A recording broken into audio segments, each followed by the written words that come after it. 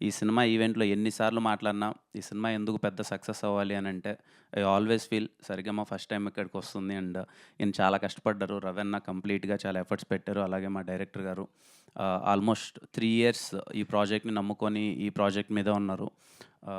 ఖచ్చితంగా వాళ్ళ కోసమైనా సినిమా పెద్ద హిట్ అవ్వాలి.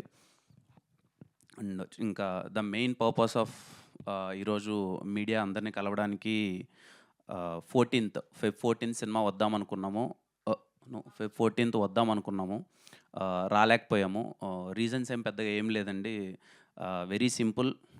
హర్రీ అవ్వాలనుకోలేదు. విత్ మా ప్రొడ్యూసర్ సపోర్ట్‌తో ఒకసారి మొత్తం మేము సంక్రాంతి సినిమాలు అయిపోయిన తర్వాత ఒకసారి క్రాస్ చెక్ చేసుకుంటే ఏంట్రా పరిస్థితి అంటే, సో వి థాట్ మేము ఇంకా ప్రమోషన్స్‌లో కానీ, లేకపోతే ఇంకా ఎంతవరకు రీచ్ అవుతున్నామో ఏంటి?